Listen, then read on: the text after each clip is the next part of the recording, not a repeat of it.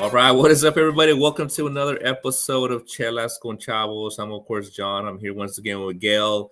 Well, it's been a couple days since a disappointing loss at Torero, the first ever playoff match at Torero, home match. A lot to uncover here. A lot of feelings, obviously, that you and I have. And, we had a couple days, since the match, obviously. And I'm happy we kind of did this now because, I'm still very, very upset. And I'm pretty sure you are as well, Miguel. Yeah. But I think that night and the couple of days after, it was kind of unbelievable. It kind of surreal, just kind of like the events that happened that day. That day in reality, right? In all of San Diego sports. I mean, not all, but several. You got baseball, ST Wave, San Diego Loyal losing, get all three teams, getting out of the playoffs, and it was just a surreal feeling, kind of like what happened type of thing. And yeah, so it's like I'm happy we didn't do this that same night or the day after, a couple of days after, because it would have really been just all cursing pretty much. Yeah, man. I'm pissed off cursing, man. So how you doing, man? How's everything? And any news with you? What's going on? I mean, it's been a little over a week, so I'm kind of back into regular San Diego sports fan zone. Like in the wintertime, there's no sports going on, so just getting ready for the soccer's. But no, man, it's been pretty all right. Like excuse me, I got a little cough. But like you, is just I was very upset, very pissed off for like 2 3 days. I don't know, man. I don't know what to think. I don't know how to feel. Uh, there was a lot riding on this season for a lot of reasons for all three teams. Um, the silver lining that I'm going to take away from this is that at least we beat the Dodgers in the playoffs. That's pretty much it. Really, right? So yeah, I mean, everyone already knows this. So we basically got our asses kicked, and I'm gonna be using a little bit of more colorful language in this episode. Yeah. This will not be our last episode because there is still a lot of news going on around Loyal and San Diego at the moment in regards to soccer, football. So we still will have another episode or two regarding some interesting news that we'll get to at the end of the show. But first, obviously, the main point is this match. So again, we basically got our asses kicked by Oakland Roots here at home. Very upsetting. Again, the Padres lost earlier in the day. ST Wave lost as well. And then, so in my opinion, because I went to the match, I was looking forward to this for basically we knew we were in the playoffs, right, for about a month or a month and a half or so, Yeah. something like that. So we knew we were going to have a playoff game, not necessarily a home playoff match, but we got that solidified. And I was, I had all these wonderful plans about the day. I was like, man, I know we're going to do this. I know the Padres lost and San Diego Wave lost, and all eyes are on Loyal, right? Everything was on Loyal, all the pressure. And I can tell you right now, man, when I was at the stadium, I just felt like this weird kind of just nervousness and tension, excitement. Obviously it was sold out crowd. Everybody was going to the match, in my opinion, expecting a win. Just because everyone just kind of knew, like, hey, Loyal's, doing really good right now. They haven't got the results they, wanted at the end. But I mean, we're at home. We got the, Torero behind us, all the supporters and everything. And I just didn't think we were going to lose this match. But at the same time, there was just a weird feeling for me of just a nervousness before the match. For me, I could just cut it, with a butter knife. That's how thick it was. and I think a lot of people just expected the win. And then when Loyal, you know, ended up giving up the first goal, um, by Roots. It was a great goal, I must say. By Roots, I don't think it was anyone's fault in particular. But when Roots scored that goal, it wasn't really, there wasn't really a feeling around that we weren't going to be able to recover from that, right? But there still was a kind of like just like a weird feeling about that. Oh, let's give it all we got because the match ain't over yet. They scored in the 36th minute, and definitely was a banger for them for Roots. But you know what? I think we've talked about this in the past before. But the way the Roots or a lot of teams when they play us, I kind of want to get your opinion on this first. And I kind of don't want to mention the C word, but it seems like a lot of times San Diego has these real finesse teams. And I know I'm sure you follow football, NFL. I'm pretty sure you heard that word. We have a very finesse players. We have talented players. But once we get those, just so grunt, hard knock, just like blue collar teams that come in and kind of knock us about and knocks about our midfield, that's when we stumble. And then after that goal by Root in the 36th minute, a lot of people in Torero knew, or I mean that we we didn't think it was being the only goal of the match. There was going to be more coming, but unfortunately, it wasn't ours. But I kind of want to see what you think of that. First of all, that after that first goal, kind of what you thought, and did you think we were going to recover from that? I kind of had some hope. I just I don't think um I didn't think we were gonna lose that bad. To be honest with you, I didn't think we were gonna lose at all. I thought for sure the Loyal had everything going for them. Um, and you know what? Yes, that Sunday morning when I woke up, I looked at the schedule and I was like, okay, Padres first, Wave second, and then Loyal third. And I thought to myself, I was like, man, wouldn't it just suck if all three teams lose? I was like, I kind of had a feeling, I mean, I was hoping the Padres were going to pull one off in Philly and then bring it home to San Diego. That didn't happen. I thought for sure the Wave, being so dominant as it were the whole season, going out to Portland, they're going to pull off an upset. That didn't happen, and I didn't definitely think that the Loyal were going to be laying down as they did in their first home playoff match to the last seed of the Western Conference, at Yeah, home the way they did. And it was just it was a sad day, man. I definitely didn't have the good, I definitely didn't have any good feelings when the first goal went in. Uh I thought after that things were rushed. I was very confused on why Vassell was not starting. I was very confused on why yeah. our best player wasn't out there from the beginning. Um, I have some theories in mind, but at the same time, it's like that to me kind of showed me like, okay, I don't know, I don't think they're putting the best foot forward. It's like I think they're just playing it safe, thinking that hey, we're just gonna pull this off. It's just Oakland, and I think they fucked up. No, it's just straightforward. They just fucked up. Yeah, we gotta put some of it on Landon, right? And, he's obviously the manager of the club, but I want to talk about real quick what you just said that if I was, obviously this is, what's today, Tuesday, Tuesday evening quarterback in here, but um, if you have a sale available and maybe he wasn't 100%, okay, but he's our most aggressive striker, and Roots are going to come in, knocking us about. They're going to try to knock us about, put us out of our game, and you have to have someone starting, in my opinion. You have to have someone starting like Vassell to counter that, because in my opinion, a Mang, he wasn't feeling it. He wasn't himself. He didn't have a very physical partner up front. Guido's not really that type of player. Like, I would say he's like a finesse player in my opinion. He's not gonna be like a physical player like a Vassell or like a man can be. I know, but I think Vassell should have started, even if he was only able to play like 20, 30 minutes.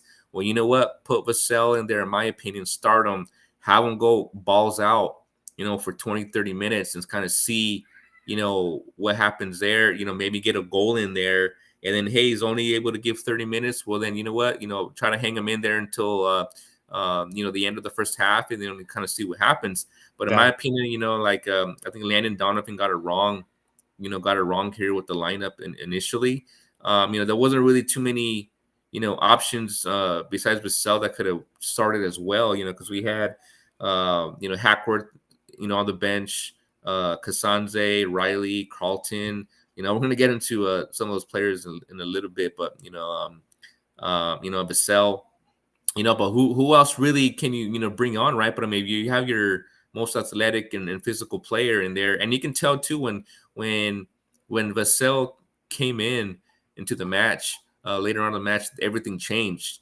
Before we get into that, what I really wanted to get into, which really pisses me off, is a second goal. The second goal, Kyle Adams, he gets the ball. There's a couple of Roots players around him pressuring him. We're on our own half, and he passes the ball back or he thinks he's going to pass the ball back to Koke. But I'm telling you, I just hate it when players do that, especially the teams that I like watching, when they do a pass back to the goalie when you're under pressure in your own half. He could have definitely either held the ball. I've seen it millions of times where a player's gonna like just be calm, hold the ball, try to get a foul on them. You're over by the end line, or rather the sideline. Even you have it be where like like it's gonna be dangerous to pass back. Just freaking kick it out, man. Kick the freaking ball out. That's like the most simplest rule I learned when I was playing soccer. Is that when you're in doubt, kick it out. You know what I mean? Like if you're getting pressured and you're not sure that pass is gonna go back to where it needs to go to, kick it freaking out so he can get the defense to regroup. But no, Kyle Adams passes it back, which is the most freaking hated play that I hate watching. And then the Roots player just got aggressive on it, and then the ball didn't go to Koke as quick or as fast as it should have. And then Koke wasn't able to block the ball from going into the back of Yeah. the net just because the Roots player got one up on him and was able to get past them and hit it on the back of the net. So now we're down Yeah. 2-0, I 52nd know, minute. man. That And kind of play. I mean, I've had you the know, opportunity to play almost every single position in the field. Um, I played goalie in high school. I played forward. And then when I played a little bit in Europe, I played a little defense. But that to me, you're absolutely 100% right. I mean, under pressure like that, unless you're absolutely 120% sure, don't pass it back to the goalie when the other team is pressuring up front like that. If there's nobody, if there's only like one or two guys like pressuring, yeah, fine, pass it back. I mean, when we have that much going on, you're better off exactly like you said, man. Just kick it out. I mean, we have a better opportunity just getting out during getting out during the corner kick or the throw in, but at the same time too, those forwards and that other team is thinking like they may not be absolutely like looking at it 100%, but they're definitely thinking like, okay, I got to be ready just in case he passes that back, and they're anticipating that pass back, even though it's not the 100% guaranteed play, but they're anticipating it just in case. Oh, if this happens, I'm ready to go. I'm there in that position. Um, I don't. Yeah, it's stupid mistakes, man. And I like what we are talking about earlier, man. It's just they went away from everything that they were doing right during the season and just reverted back yeah, to oh yeah, let's play safe. And like you said 100%, man, I agree with you 1000%. Even if Vassell was not 100%, the fact that he was still able to play 20, 30 minutes at the end of the game, put him in for 20, 30 minutes in the beginning of the game, let him see if they can get some pressure, try to bring that defense back a little bit, or just you know try to get an early goal, see if that's possible, then come back with somebody and try to play counterattacks, or I mean, I don't know what the heck they were thinking, man. Yeah. Is if you're gonna play it safe, don't play it safe in the beginning of the match, man. Just stick with what works. Stick with what the hell is working for you, man. And I don't know. I'm not gonna sit here and pretend to have all the answers, but the one thing I do know is that if it ain't broke, don't fix it. And why the hell are you trying to freaking change it up? Why like I don't get it. I don't understand. I don't know if that's like a standard, manager thing. Like, oh, let's bring this guy in to see what's going on. Then we'll bring in our guy. Like, why? Why not just bring him in from the beginning, get that pressure on, and then you never have to. You don't have to worry about it. Like if he scores a goal, great. If he scores two goals, great. You're up 2-0 in the halftime. Like, I don't understand. I just Yeah. don't get it. Yeah, yeah. So the weird thing about that is, so right after the Roots scored, 2 3 minutes after, speaking of the devil, Kyle Vassell gets subbed in, and then the game changed dramatically. There was more opportunities given. I wrote it down a note that uh, I counted over about 4 or 5 balls that Loyal had that went over the crossbar, and Kyle around the 60th. By the time Kyle Vassell, but before Kyle went in, there's a couple balls that went over the crossbar. But Roots players were more on point. But my point being is that that it just wasn't our night, right? It just wasn't really going for all. But Kyle Vassell, right when he came on, you could just completely tell the big difference of him being on the pitch. But I think for me, it was already too late. You had your 2 goals down. I mean, yeah, 2 goals to 0 is the most dangerous scoreline in soccer. But I think it was just too late for us at this point. We don't have the players of like, first division potential to get another player in there to come back from 2-0 at this from the roster that I just mentioned from the lineup from initial lineup. Yeah, Um, and I but don't, and yeah, just to caveat all that, dude, I don't want anybody to think that I don't support. Like, this is a normal fan reaction, right? Like yeah, like everybody has a right to be pissed off, and I think the players and the front office and the staff, they all know, damn, we fucked up. They should know. If they don't, then they don't deserve to be there. You know, it's like I'm not gonna yeah, sit here. I'm not gonna give like kudos to, oh, great season, job well done. Nah, man, we had it. We had yeah, it. It was there. It was there for us. And what we do, we fucking lost. We lost three yeah. players And playing with eight embarrassing. men in Yeah, embarrassing fashion. And then on top of that, too, in a day where the Padres lost and the San Diego Wave lost, and this is your opportunity to freaking, if you're making a statement for why you should be getting your own, stadium, or why you should be getting promoted to MLS, or why San Diego should be paying attention to you, this was the game to do it, because at that point in time, we were the only team left standing in San Diego. And that's why I think people started getting pissed off in the stands. spot on, spot on. So let's get into that. Definitely spot on. Um, so again, how you just said, all the eyes were gonna be on Loyal. Like, how could you lose this match? In my opinion, right? Like, how can you lose it? You as a coach need to prepare your players to be calm, cool, collected, knowing that the type of Roots games that we've had, how physical they are. And I know you know this too, Miguel, and everyone that's listening.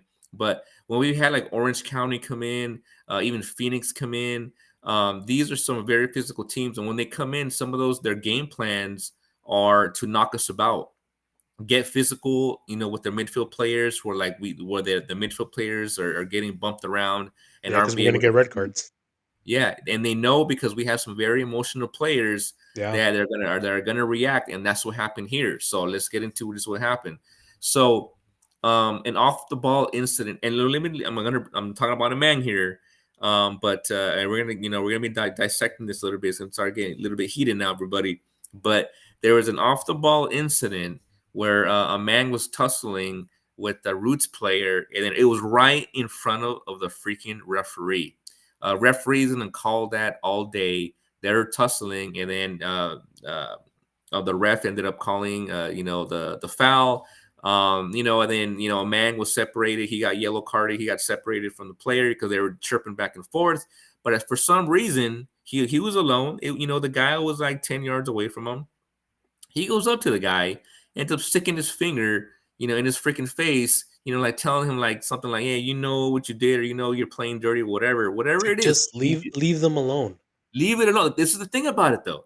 It's like nobody, well, besides Kyle Vassell, he was calming a man down, and that's why I give credit to Kyle Vassell because when he came on, he was trying to cool the nerves because you would know.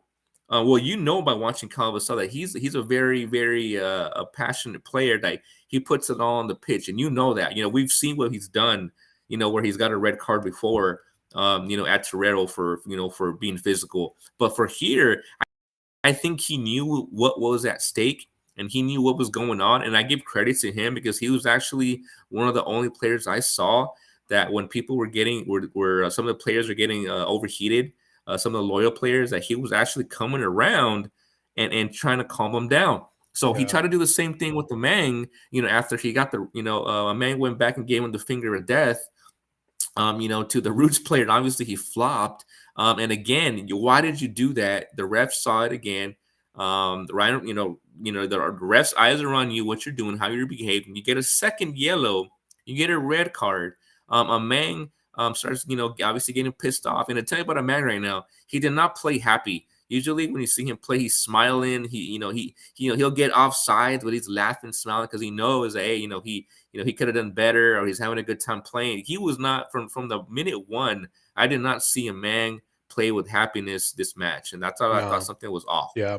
So, just getting into just what happened here during this particular event, and kind of see what your idea is or your thoughts are. But right after that, a man gets sent off. He got red carded. Kyle was, Vassell's trying to calm him down, to him just to go. Hey, my man, just walk off the pitch. What's more important right now is that we're down 2-0.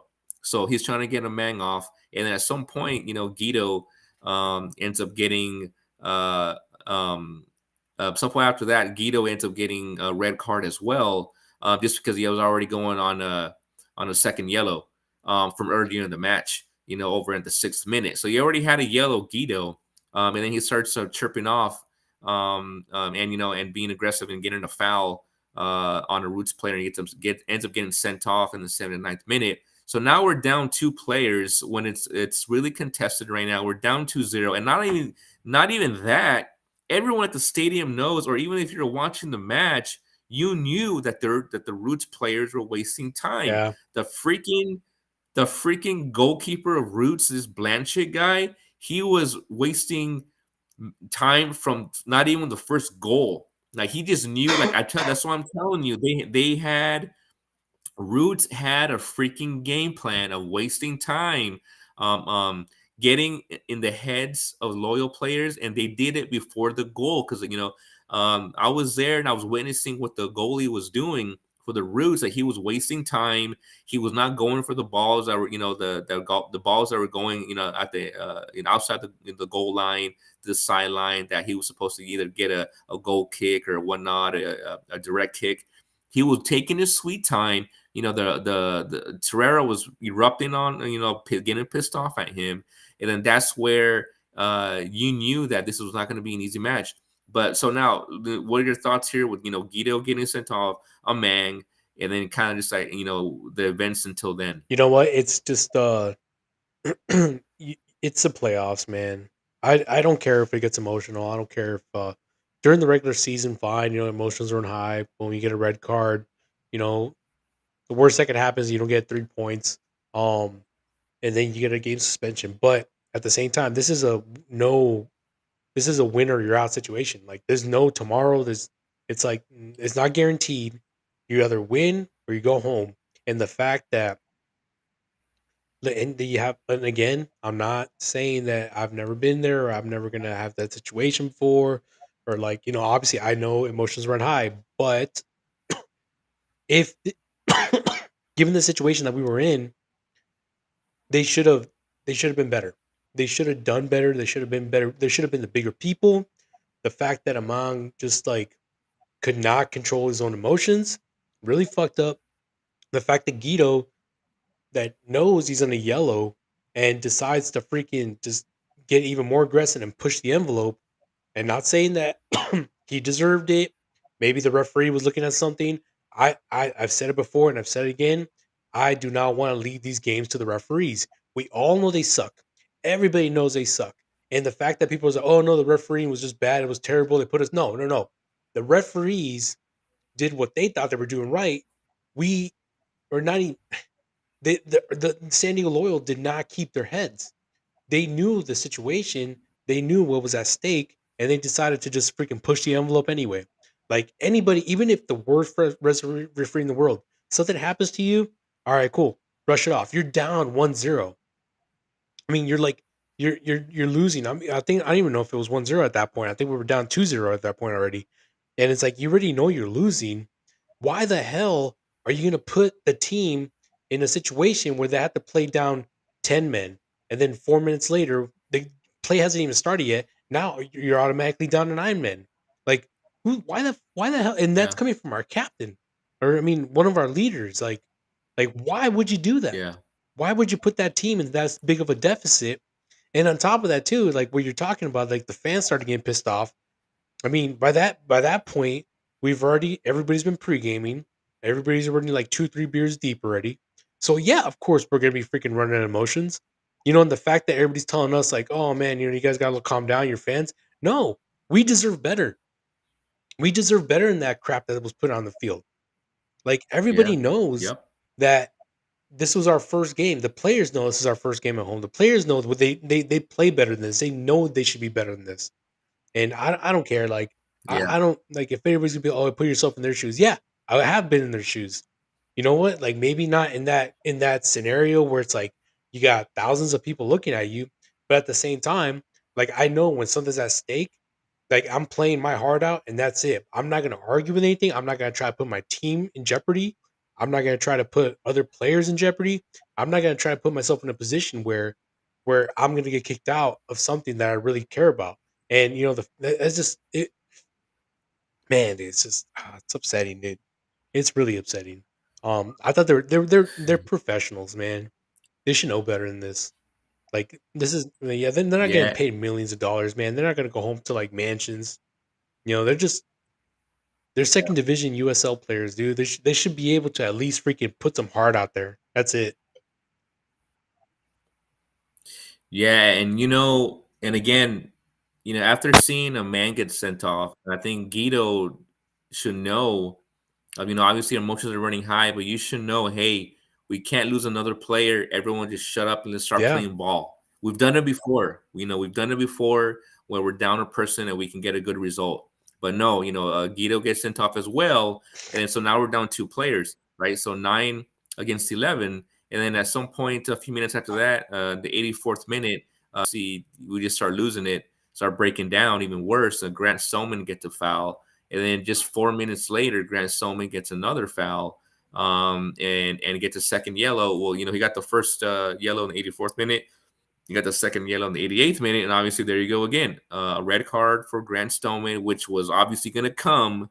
He's he's our main man really in their defense, and likes getting those yellows, and yeah. this is a But point where but at that point though, I mean, for Grant Stillman, it's like I, I'm not gonna blame him at that point. I mean, it's like you're playing 9-11, and you're just getting your ass handed to you.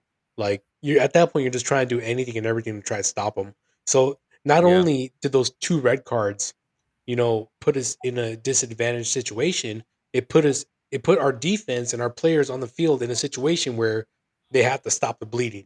And what are they going to do with the stop the bleeding? The first thing, you start being aggressive, right? And when you start being aggressive, you stop thinking, and then you start tackling, and you just start like just trying to stop them in all means possible. And of course, it was going to happen. It's just yeah. inevitable. Yeah, and I don't blame again. I just said, obviously, I'm not surprised it was Grant Stoneman, but I mean, what else is he gonna do? Right? Yeah, But yeah, shortly after that, we're holding him at least, right? But I mean, I'm not really blaming Grant on this one. I think the main event that really affected this was the whole Mang situation with Guido. But shortly after Somi got sent off, now we're 8 players down. I'm sorry, we're 8 players and 3 players down. Um, and then we have another goal from Roots in the 91st minute, which obviously sealed the deal, which basically was already sealed the deal after the second goal. But you could just tell the ambiance got ugly. Things are getting thrown on the pitch. There's a ref you suck chance, which obviously I completely agree with. The refereeing right now in USL is freaking disgustingly horrible the past couple of months that I've seen in multiple matches across the USL. But how you said, you don't leave it up to the referee. And that's where I'm trying to say is like I put this, obviously you're gonna blame the leaders, right? I put this on LD that you as a manager, you've been there before. You've been to the World Cups. You've been to these championship matches.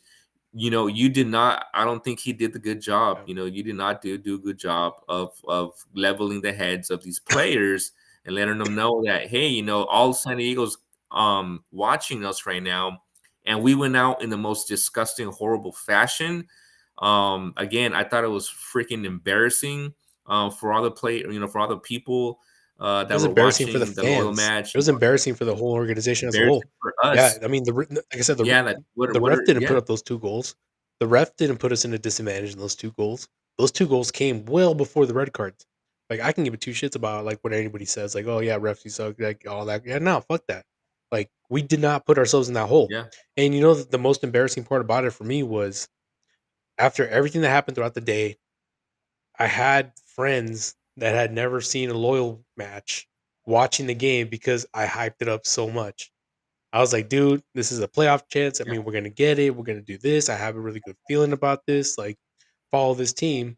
And then all that shit happened, and I'm getting text messages from all my friends, and I'm not even answering back because I have no comeback to what the fuck is happening. Like, I sat yeah, there, and I mean, I'm still gonna defend this team until what until anything happens, until the freaking until they're no longer a team, or if that ever does happen. I don't want that to happen, but I'm still gonna defend them to the end. I'm still gonna push other people to go watch a game. But I was very embarrassed, not only yes, I agree. for the fans. I was embarrassed that after everything that happened all season, all the great things that happened all season, the one time that everybody that I recommended watch the game because they were just down, they watch a game and they're like, "Yeah, whatever, man. This is typical San Diego shit." Like, really, man? Come on. Yeah, You had it. You had it was right yeah. there for you to grab it. Yeah, and then we just loyal just did not come to the play. But again, I was embarrassed for all the Twitter, the Twitter world, people, were hyping up, the game that Loyal's going to do it. Loyal's going to be the team that's going to win one of the playoff matches of the day. That since the other teams lost, different sports, that Loyal was going to do it. Complete embarrassment. All eyes were on Loyal that evening. Completely just an ugly showing. And like I not I put it on some social media that I've seen better soccer football games played with more composure coming from like a Division 3 or Division 4 side. We completely lost our cool. There was I don't know what was obviously I was in the locker room, but I don't know how Landon prepared his players, but I No. don't think he prepared them. And a lot of people can point that he was in LA, doing announcing a match, an MLS match, and things of that sort. And but what I'm gonna say about LD is that if I'm gonna be straight up. If he does not take Loyal, if we stay in the USL, we're gonna get to the MLS right now in a minute. But if we stay in the USL, which I'm pretty positive we get to that in a moment, that if he doesn't get the Loyal past the first round of the playoffs, I think there needs to be a change dramatically. When you have players like you look who we brought in for this game. Vassell comes in at 55th minute. Then you get Carlton. Carlton. That's the only other player that came in. Who else are you going to bring in? Hackworth, Riley. They're not going to be the players that are going to do anything. Carlton hasn't proved that he can do anything. And for we're now I'm going back here. and a more an upsetting time here in the beginning of the season about Carlton coming on. But I don't see what he brought to this team. I think we mentioned it, or I mentioned it before a couple episodes ago, that I just don't see what he brings to this team, and he doesn't prove to me that he should be here next year. A lot of people think that he might come back next year, but honestly, if he does, I think there's going to be an uproar, from the supporters if he does come back. But I just don't see him, having any value in this team. But we need to have better players. But if LD does not get this team past the next round of the playoffs, I think there needs to be a change. I don't. I mean, honestly, besides Carlton, I really don't really see any glaring holes. I mean, we do need a defender, but at the same time, we were a team.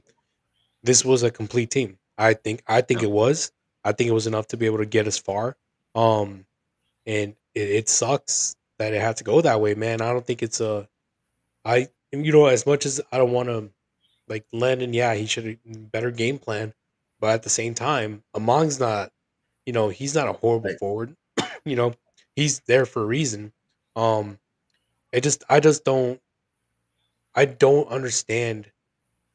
I'm honestly in the thought that this team was good enough to win the championship, and they just did not do it. Yeah. And I don't think adding more players or different players, me personally, that's my personal opinion. I don't think adding more players is gonna make a big change. Maybe a defender, who knows? Um, but I don't think they could have done any. They could have done better. They could have been a better team, but at the same time, this team was good enough to be able to win the championship. And also, before we move forward, too, I I also want to like talk about like like the crowd and stuff like that with throwing bottles. I personally take a little offense to people trying to blame the Chavos for throwing shit. That was not us.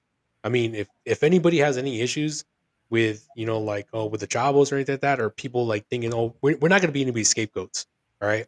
If anybody wants to come talk to me, come talk to some of our leadership, like we're more than welcome. But I'm tired of people sitting here saying that we're the ones throwing shit. We're the ones that are not controlling ourselves. Like, no, that's bullshit, dude. Like we have a lot of drunk people in that section, and at the same time, like we're not going to be anybody's scapegoats. So if anybody has any issues with like the way the Chavos are, portraying themselves or behaving themselves, come talk to us. Because you know what? That like Mhm. I'm tired of that shit, man. I'm tired of anybody thinking that we're the worst people out there. No, we're just a little rowdy. We're loud. But that's it. But we're not gonna be sitting there throwing shit at the field. Like that's fucking stupid, man. I got all riled up, man. Fuck. Yeah, and that's what I'm saying. Well, first of all, I definitely concur in what you just said right there. But that's another reason why I'm happy that we didn't talk about this a day or two after the match, just because this would have been a more of a heated, conversation right now. Yeah. But yeah, no, I completely agree. There's already fingers being pointed, to us, and I'm not, really appreciative of that. A lot of people were there were obviously upset. I saw a lot of nasty things, Yeah. uh, there, and I'm not gonna say who it was, but I'm not because I'm not the type of person, So I'll just know that these things get heated. I'm just embarrassed of the event, just because there's families there. Yeah. It wasn't just section 109, but there's families there. The way we were embarrassed on TV, that people who have never even heard of Loyal were gonna watch, because there was a lot of people there that I saw that I've never seen before. Yeah.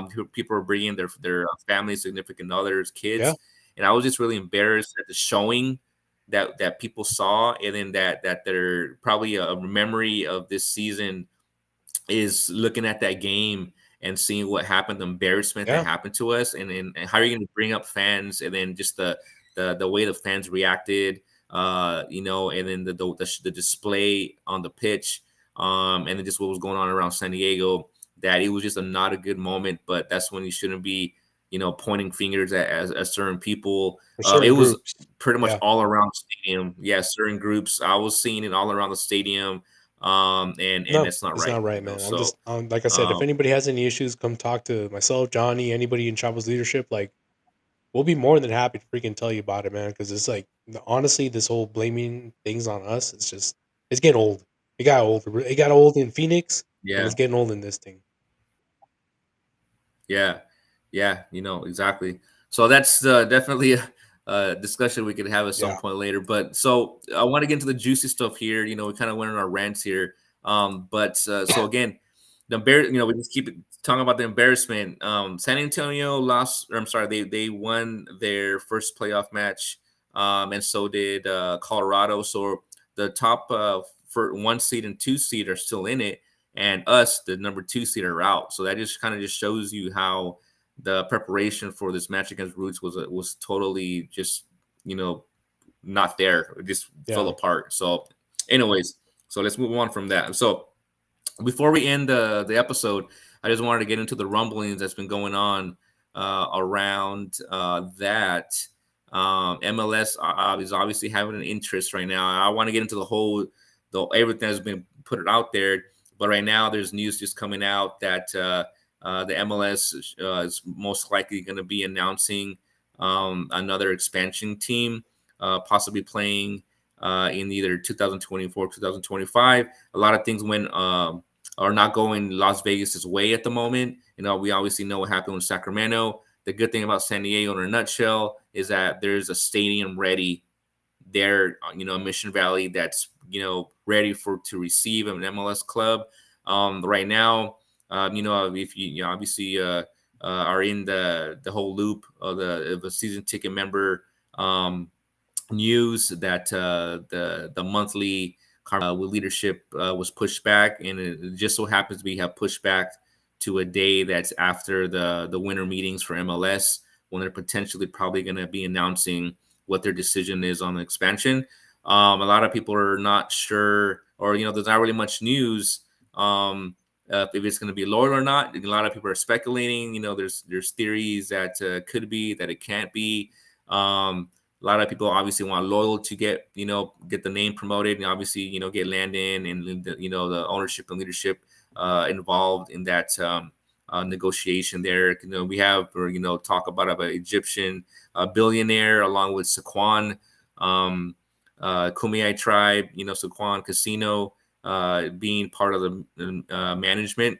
And for me, I'm just gonna get your opinion after this, but right now, Saquon's doing, has a relationship with Loyal right now. Obviously, if you go into the match, you see the Saquon tents and Saquon sponsorships and stuff like that. So they have a relationship with Loyal already right now. I don't see them turning their back on them and hop skipping to a Egyptian billionaire just because they're going to bring the MLS club here. I have a lot of respect for Saquon. A lot of my friends are from that area, or from Saquon tribe, so and I know how they work over there in regards to having a really close relationship with San Diego. They've done it with the Padres. They're not going to be, in my opinion, turn their back on Loyola just because an MLS club is coming. Hey, potentially, can they be sponsoring and doing both? That might be, that could be true. But I really have a feeling that it is going to be loyal. However, we don't know. I mean, I think there's something would have been leaked out, in my opinion, not necessarily from the loyal camp, or organization club. I think more of like an MLS side would leak something that's looking more likely that it's going to be ST Loyal. But that's the big news right now, and I want to see what your input is. Yeah, it's hard to ignore what the Loyal have built. It's hard to ignore the culture, the fan base, the foundations that they built. Um, I don't think that anybody that's looking at MLS, looking here, can ignore can ignore San Diego Loyal. Um, Hmm. they can't ignore the fan base. They can't ignore the crowd. They can't ignore you know, like if you go to sorry, if you go to the San Diego Wave game, a lot of those guys are casual soccer fans, right? Um, San Diego Loyal, they built a fan base from the beginning, from the ground up, and I can tell you that right now, those same people say say San Diego Loyal are not involved into MLS and the San Diego MLS team. Um, I can tell you that right now, the same fans will be involved. You know, so it's like the locals. A lot of people from the locals will be involved in MLS. I'm pretty sure the Chavos would be involved in some sort of MLS with that team if the San Diego Loyal was not around, right? So That's my reasoning for thinking that the loyal is probably going to be that. I'm pretty sure somebody's approached Andrew. I'm pretty sure maybe Andrew's approached somebody about that. But it'd be really hard to ignore the San Diego Loyal, given that the last few expansion teams, with the exception of Inter Miami, um, went to former USL clubs, right? Like the last, I think, Yeah, like like four out of the last six expansion teams were former USL clubs, and it's a proven success model. Those clubs are the ones that would have the biggest fan bases, and those clubs are the ones that are more successful right now. You have your Portland Timbers, you have your Seattle Sounders, you have your Cincinnati FC. You have who else out there? Like, well, Austin's one of those brand new clubs. You know, Orlando. Orlando City. They got promoted from USL too, and Charlotte too. Charlotte got promoted from Yeah, USL. Montreal got promoted. Vancouver got promoted. It's like it, and those are some of the more popular clubs. It's a proven model to work, and I can tell you that right now for a team in San Diego, if there's going to be an MLS team that is successful, it has to be a team that has been brought up from the ground up. Not somebody who's going to be like, oh yeah, cool. I just bought a team. I'm gonna do whatever willy nilly, put in Snapdragon. Like, yeah, just start from whatever, not do any kind of research, not do any kind of naming thing. No, why not just buy out a team that's already done that work for you, right? yeah, And they've already built that culture, they've already built that fan base. Just promote that team and let that take over. But I mean, I know there's been a lot of rumblings and stuff like that, and it's gonna be one of those things like let's just wait for the winter meetings. But um, I I've been wrong a lot this season, man. I might be completely wrong for this one too. So I yeah. don't want to. Yeah, I don't want to. I don't want to put the horse ahead of the carriage, or the whatever the fuck, however you say that. But Yeah, I, I think it's good news, definitely for San Diego Loyal, especially with the nation seeing all the fervor, right? The fan fervor of the Padres, with the fans, the fan fervor, the fanatics, that San Diego's been showing with across the sports of baseball, with Wave, filling up Snapdragon, and then again with what Loyal's doing, being one of the top clubs, in my opinion, in the USL right now, with the top fan bases, and top footy. So I think it's definitely have gone noticed to where I think that even though it's being kept pretty shut right now, that I think it's really looking good for Loyal. And hey, you know what? Like, if you're gonna tell me that we're gonna stay in USL forever, and I'll be like, okay, well, I'm down with that, whatever. But if you're gonna tell me that we have the opportunity to go to MLS, LD still involved, and Andrew's still involved, and Ricardo's still involved, and with some with some percentage or some minimal involvement or whatever, and we're going to the team's going to be going to MLS, and then bringing in some top names and potentially yeah, having some first rate division players here. that I'm yeah, but for it. we're gonna lose that intimacy. We're gonna lose that. Definitely. Come on, man. We got like Jack Blake comes into my bakery in Chula Vista, man. That guy's a fucking class act, right? Yeah, Like, you got Kyle Vassell just comes out to the parking lot, has a couple tacos with you. Um, it's just the fact that USL players are so personable. If we do it, I'm not getting ahead of myself here, but if we do go to MLS, that's probably the most I'm gonna miss from having that USL yeah, is that interaction with the players.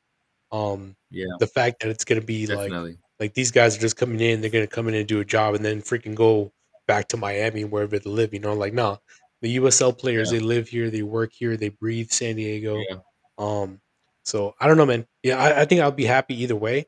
Um, I'll be happy if San Diego doesn't get a club and we stay in the USL, and I'll be happy if San Diego gets a club and the Loyal move up with that club. I'll be happy either way. And either way, we just got to figure out. We got to know that we're part of this grassroots. Like, whoever's going to decide to invest in San Diego, whether it be Andrew or somebody else, or Andrew in a group later on down the line, they're going to know that it's not going to happen without us, and it's not going to happen without yeah. what was built from the ground up. So I think I'm looking forward to that the most. But yeah, I would say that if I'm going to miss one thing, it's gonna be the USL player interactions.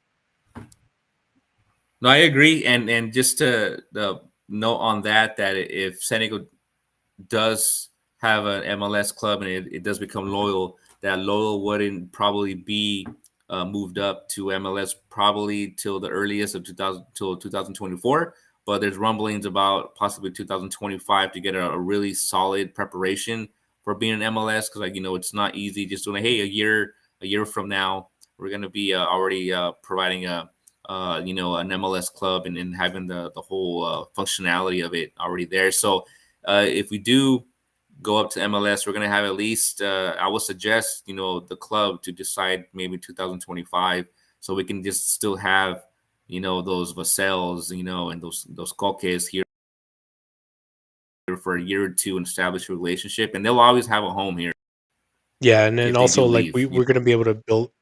Yeah, we're gonna be able to build up our fan base as well too. So Exactly. it's gonna get better. We're gonna get better. We're gonna get people more involved. We have big things planned for the Chavos. Um, I know the locals have big things planned for themselves too. But at the same time, like we get to we get to establish ourselves as an independent group and not have to depend a lot on the locals. Like what their infrastructure, right? Because they're very well organized. We all know that. We understand that they're very well organized, and a lot of stuff that happened this year, or the last 2 years, actually would not be possible if it wasn't, for them opening up the doors for like the bus trips and like, um, for like the away days and then just kind of getting like there. But we've slowly been able to establish those, those areas by ourselves. But I think we're gonna get more organized as the season comes. And yeah, I'm ready, man. I'm ready for anything. Yes, yes, and those words I completely agree. I'm looking forward to next year. I know there's a lot of things to work on in many ways, with us and Chavos and the supporters groups. I think it's going to be an exciting, 2023 season, but there's a lot of work to do. There's going to be a lot of news still coming out. So this is not the last episode, guys. There's going to be a lot of juicy news coming forth. I'm pretty sure the next couple Yeah, weeks, and we got the World Cup too. So this is not the Last of Us, but it is the last of tonight yeah. because I know. that's Yeah, it. we're gonna have some World Cup specials and So stuff like that. And also, I want to remind everybody too that before we head out on Thanksgiving under the bridge, it's set.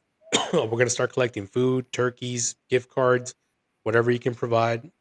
Just keep an eye out on the Instagram page and on Twitter to make sure that you guys know when and where to drop off. And I think actually the friends, our friends from the locals, are gonna help us out this time.